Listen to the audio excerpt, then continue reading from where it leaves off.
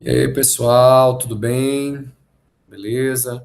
Vamos nessa aula trabalhar dois crimes importantes, tá? Então vamos começar a falar sobre o crime de dano, que está lá no artigo 163 do Código Penal, tá certo? Depois vamos falar sobre a apropriação indébita, que está no artigo 168 do Código Penal, ambos crimes patrimoniais, crimes contra o patrimônio, tá? Então, inicialmente, vamos aqui para o do crime de dano, vou compartilhar com vocês o Código Penal para a gente começar, né? Então, pessoal, tá aí, né? Capítulo 5, né, que trata do dano, né? O artigo 163, né, ele fala assim: destruir, inutilizar ou deteriorar coisa alheia, detenção de 1 a 6 meses ou multa. Então, o primeiro ponto importante você deve anotar: o crime de dano, pessoal, é um crime de menor potencial ofensivo, tá? Crime de menor potencial ofensivo. Por quê? Tendo em vista que a pena máxima, olha aqui, ó, não ultrapassa o patamar de 2 anos, né? Então, pena de 6 meses, tá? Então, numa situação de flagrante delito, lavra-se o termo circunstanciado.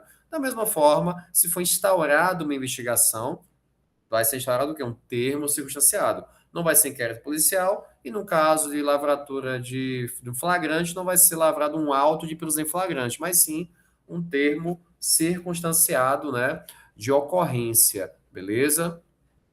E aí temos, né, a classificação do crime de dano, pessoal. Primeiramente, o dano ele é um crime comum. Ele pode ser praticado por qualquer pessoa em que não exige nenhuma qualidade específica do sujeito ativo do crime, tá? Ponto importante.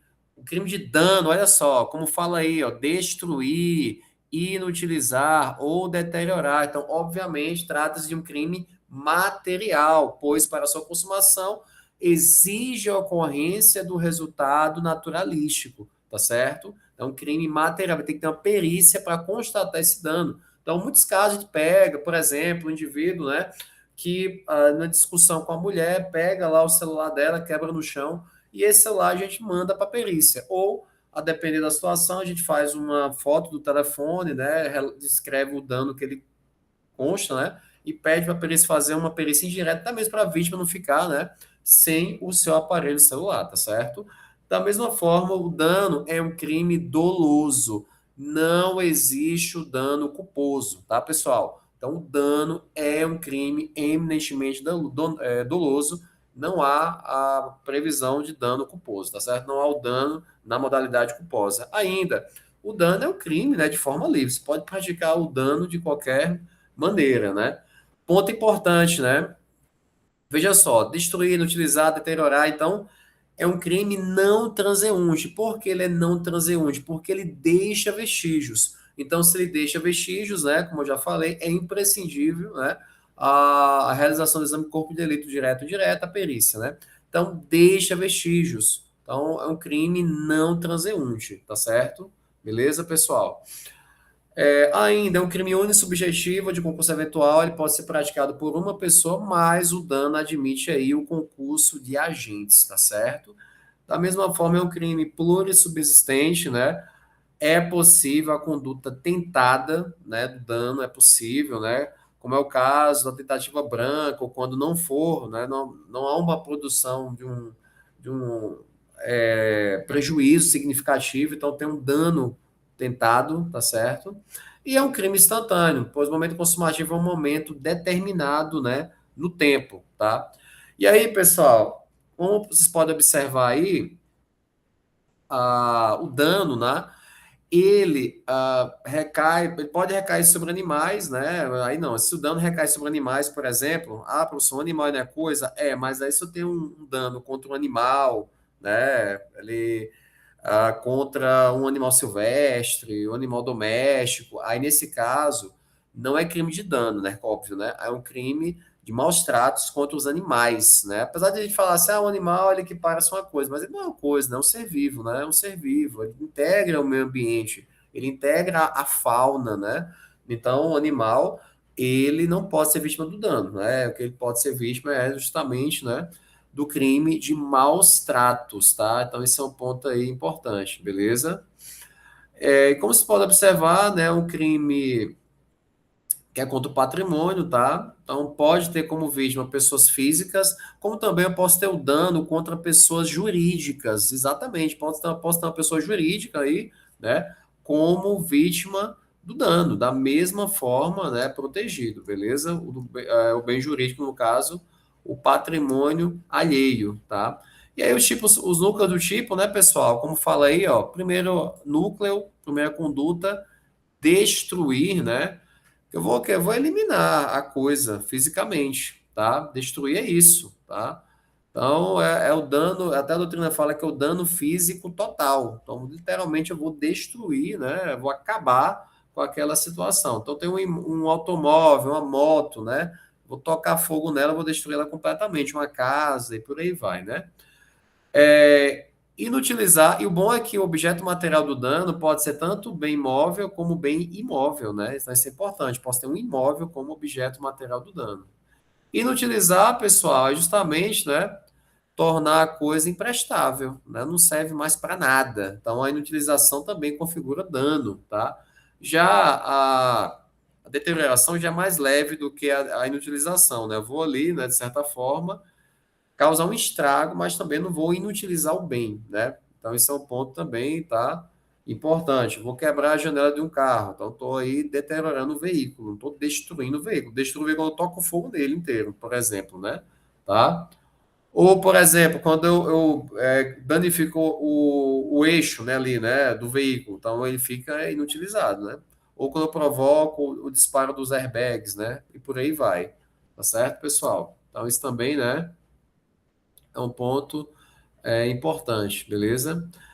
E aí, aqui, a doutrina traz algumas questões, né? A questão da pichação, por exemplo, você pichar bens públicos, né? Aí entra, pessoal, o crime do artigo 65 da Lei 9.605, a Lei de Crimes Ambientais, né? Que trata lá das pichações efetuadas em edificações ou monumentos urbanos, está no artigo 65, né, da Lei 9.605, pichar ou por outro meio conspurcar, né, edificação ou monumento urbano, pena de 3 meses a 1 ano, tá? Então, esse aí também fica, né, o detalhe para vocês, beleza? Já falei da tentativa, ação penal no dano, né, pessoal? É um crime que é de ação penal privada, tá? Conforme o artigo 167, o dano é um crime de ação penal privada, beleza? Quer dizer o quê? Em regra, é processo por queixa-crime, tá? Então, ação penal privada tem a queixa-crime como, né, como peça vestibular. Exceto essas hipóteses aqui que vamos falar daqui a pouco, do dano qualificado. Nesse caso aqui, essas cinco aqui no caso, né? Essas três, perdão. Essas três situações aqui não dependem, né, de representação, né, de ação penal pública incondicionada. É esse dano aqui do inciso 4 e o caput, tá? São de ação penal privada, tá? Ação penal privada, beleza? Então, esse é um ponto importante. Ainda em relação ao objeto material, pessoal, que também é importante, não há crime quando o dano é contra o quê? A chamada res nullius, que é a coisa de ninguém, e também a res derelicta, que é a coisa abandonada. Então, se eu tenho uma coisa de ninguém ou coisa abandonada, não configura dano, tá, pessoal? Porque inexiste patrimônio a ser penalmente protegido. Então, o crime de dano caracteriza-se quando se tratar. Agora, se eu tenho uma coisa perdida, que é a chamada res desperdita, né? Que é a coisa perdida. Aí é diferente, tá? A coisa perdida, ela pode ser objeto material de dano, porque ela ingressa no conceito de coisa alheia. Ela só está perdida, ela pertence a alguém, tá? Então, esse aí é um ponto também, né, pessoal? Muito importante, beleza? Então, atenção em relação a essas três situações aí, né, que eu trabalhei com vocês agora. Então, deixa eu ver se ficou mais algum ponto para a gente partir para o dano qualificado. Já falei da ação penal, no dano simples, né? A ação penal é privada, já falei conforme o artigo 67, que é o caput, né? E aí, pessoal, nós temos aqui as formas qualificadas, né? Ó, se o crime é cometido com violência à pessoa ou grave ameaça, né? O indivíduo chega no local, além de danificar o bem, agride a pessoa, age com violência, ameaça, eu vou te matar, viu? Ainda vai lá e quebra o vidro da casa dela. Então, isso é um dano qualificado. com emprego de substância inflamável, explosiva, se o fato não constitui crime mais grave. Então, aqui é uma qualificadora expressamente subsidiária. Por quê? Digamos que o cara está dentro do veículo, eu toco fogo no carro. Peraí, mas aí eu posso ter uma tentativa de homicídio, não vou ter simplesmente um dano, né, ao veículo, certo?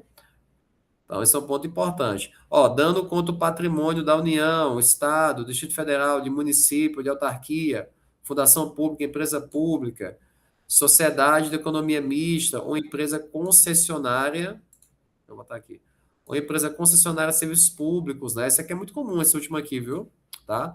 Temos aqui a BRK, né, no estado, já peguei vários casos, o indivíduo vai lá e danifica aquele, como é que é o nome, meu Deus? Não é relógio, é o registro lá da BRK, né, de marcação, que pertence à BRK.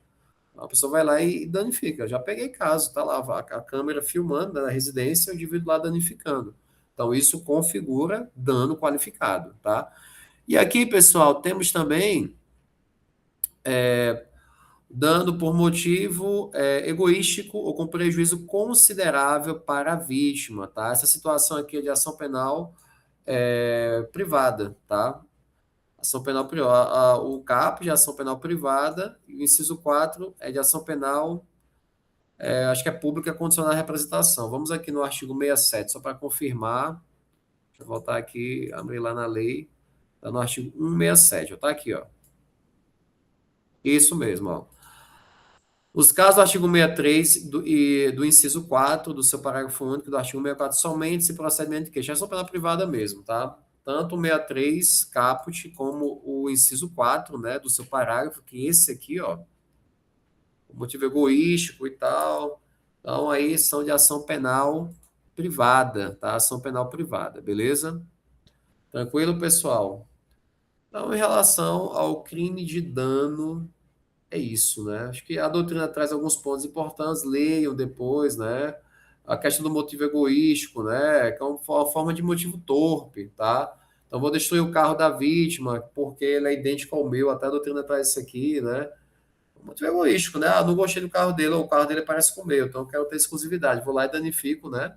O veículo dele. Então, esse é um tipo de ação egoística, né? Que configura, tá? O crime de dano qualificado, beleza? Tá, pessoal, então vamos avançando, né? Vamos agora trabalhar a apropriação indébita, tá? Deixa eu colocar lá, que está no artigo 168 do Código Penal.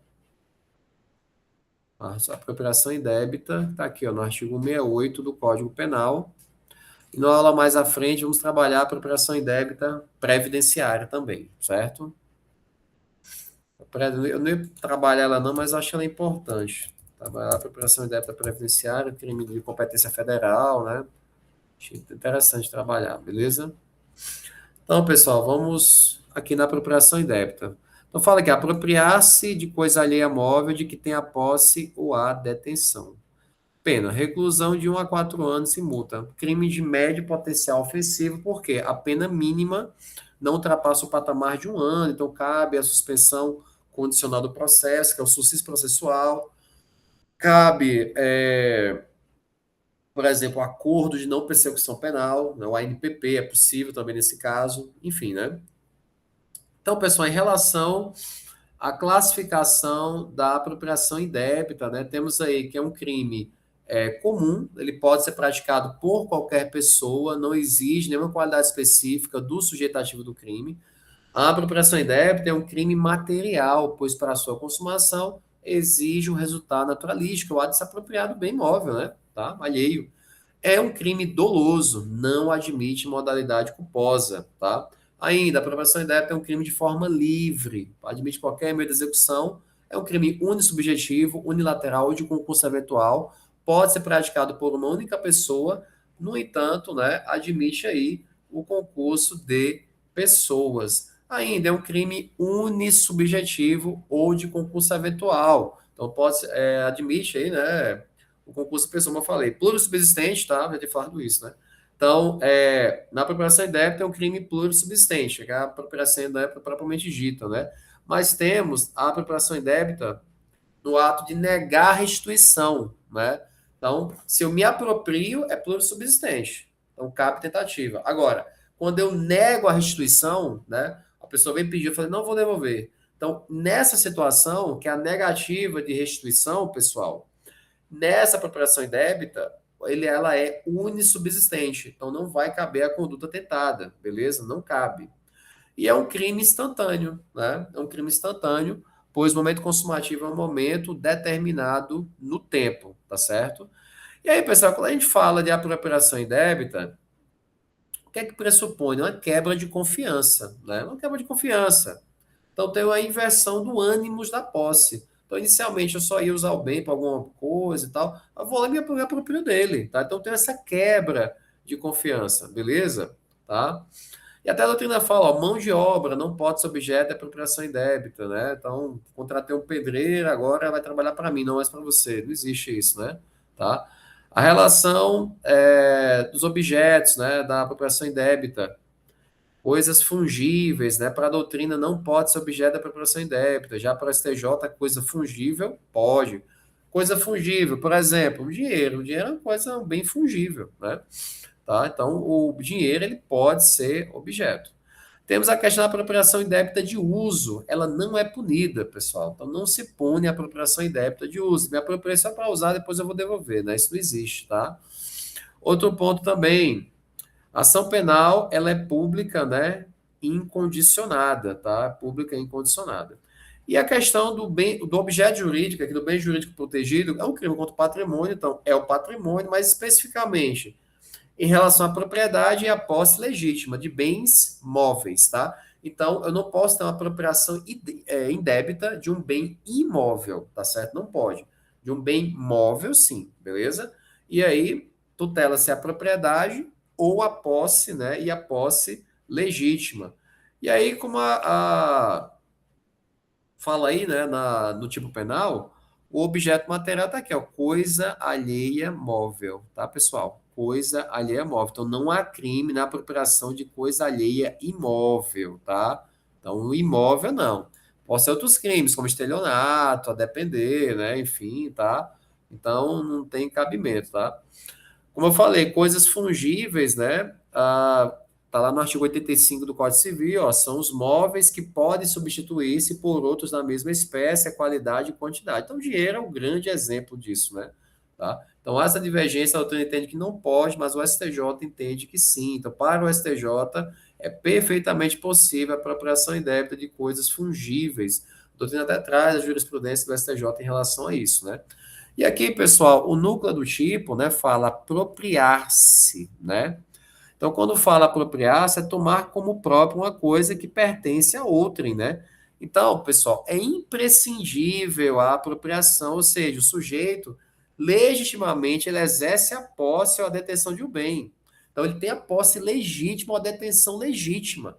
Por exemplo, eu vou lá e alugo um veículo para passear. Até então, eu não tinha nem intenção de ficar com esse veículo, mas eu gostei dele. Não devolvo mais, né? Mas inicialmente eu consegui alugar. Eu sou um locatário desse veículo e a locadora, então, tem a posse legítima do bem. Então, inicialmente tem a posse, ou mesmo se for o caso, uma detenção legítima do bem. Mas é o que acontece, o sujeito, né, o indivíduo, o autor, ele passa, né, em um determinado momento a se comportar como se fosse o verdadeiro dono desse bem. Então, a apropriação indébita, pessoal, é isso, tá? Então, ela, e para configurar esse crime do artigo 68, existem alguns requisitos que a doutrina elenca. Primeiro requisito, pessoal, entrega voluntária do bem pela vítima. Então, a vítima ela deve entregar a posse, a detenção do bem de forma voluntária, tá? Então, pessoal, nesse caso não há fraude nenhuma, né? Beleza? Porque se houver algum tipo de fraude previamente à entrega do bem pela vítima ao autor, deixa de configurar a apropriação indébita e passa a configurar o crime de estelionato, tá certo? Então não tenho aí nesse caso a apropriação indébita, eu vou ter um crime de estelionato. Então já estava com a intenção de, né, enrolar o cara ali e ficar com o bem para mim. Opa, então eu tenho uma fraude. Então se eu tenho uma fraude, eu tenho estelionato. Na apropriação indébita não há fraude, não há fraude. O agitor, propriamente se apropria, né, como se diz, da apropriação indébita propriamente dita, ou ele nega a restituição, não vou devolver mais não, é meu agora, né? Pronto, que aí já é outra situação. Nesse caso também configura a apropriação indébita. E o segundo requisito, pessoal, é a posse ou detenção desvigiada. Então, a posse ou a detenção da coisa alheia móvel tem que ser desvigiada, livre da fiscalização, né, e do controle por parte do titular. Então, isso é um ponto importante. Por quê? Tratando-se de posse ou detenção vigiada, se eu retiro o bem da esfera de vigilância da vítima, o que é que eu tenho? O crime de furto, tá? Aí já não é apropriação indébita, é furto. Basicamente, na apropriação indébita não há subtração. No furto eu tenho, né, a subtração, beleza? E o terceiro requisito, né, é a boa-fé do agente ao tempo do recebimento do bem. Se ele recebe o bem já com a má-fé de pegar ele para ele, aquele bem para ele, configura estelionato, tá? Quarto requisito, pessoal, é a modificação posterior do comportamento do agente. Então, ele revela o ânimo que de assenhoramento definitivo, né? Que o ânimo reincibe a bem, que eu já falei até da questão do furto, né? E nesse caso, ele apropria-se, né? Para ficar com o bem. Tem que ter esse ânimo de assenhoramento definitivo. Se ele não tem esse ânimo de assenhoramento definitivo, mas é algo temporário, será apropriação indébita de uso, né, de uso em tese, então nesse caso não configura crime, tá? Não configura crime. Então esse é um ponto, né, importante. Então ele passa a se comportar como dono fosse do bem, né? Então são pontos importantes, consumação, já falei, tentativa, ação penal também, ação penal é pública incondicionada, tá, pessoal? Já falei esses pontos, classificação também, enfim, né? E aí, pessoal, aqui no parágrafo primeiro, nós temos a chamada apropriação indébita majorada, tá? Apropriação indébita majorada. Então, olha o que diz aqui. Vamos lá. A pena aumentada de um terço quando o agente recebeu a coisa. Primeiro, em depósito, né? Necessário. Pessoal, o depósito necessário, ele está lá no Código Civil. Aí tem as espécies de depósito necessário legal, miserável, por equiparação, enfim. Então, são situações que se enquadram lá como depósito necessário. Então, se o sujeito recebe o bem em depósito necessário e depois se apropria do bem, a pena dele será aumentada, tá certo? Aumentada. Na qualidade de tutor, curador, síndico, liquidatário, inventariante, testamenteiro ou depositário judicial também. São contextos aí que exigem uma confiança maior, né, no indivíduo. Ele vai lá simplesmente se apropria do bem. Também configura a apropriação indébita majorada. Ainda, inciso 3, em razão de ofício, emprego ou profissão, também, né? Por exemplo, no caso que eu estou trabalhando em investigação, o sujeito construiu umas casas e ele simplesmente ficou com o dinheiro do povo e não construiu quase nenhuma. Ele vinha construindo as casas ali, né? E aí passou a repegar o dinheiro e não construir nada. Então, o que a gente entendeu? Que nesse caso não houve estelionato, porque ele estava fazendo as residências, né? Enfim, mas ele se apropriou do dinheiro. Então, apropriação indébita majorada, né? Em razão de ofício, emprego ou profissão. Muito comum isso acontecer, pessoal, com advogados, infelizmente, tá? Muitos casos, advogados que, mediante alvará expedido pela justiça, conseguem, né? Recebem o valor que a vítima pagou lá, né? E, por exemplo, né? Que a vítima tinha direito de receber na ação judicial. E aí o que acontece? Não passa para a vítima, recebe, tem procuração ali, né? Enfim, consegue alvará com essa procuração e não repassa para o cliente, né? O valor. Então ele se apropria do dinheiro. Então, nesse caso, nós temos alguns casos, já trabalhei em casos assim, viu? Não foi poucos, não. De apropriação indébita majorada em razão de ofício, emprego ou profissão. Aí a gente informa a OAB, oficia, aí o Tribunal de Ética e Disciplina da OAB investiga, né, repassa a situação disciplinarmente e tudo mais, e aí tem a investigação criminal que é nossa, que corre normalmente, né? Tá, pessoal? Então, pessoal, era isso. Nessa aula nós trabalhamos esses dois crimes, dano, né, e a apropriação indébita, tá bom? Então, um grande abraço, bons estudos e até a nossa próxima aula.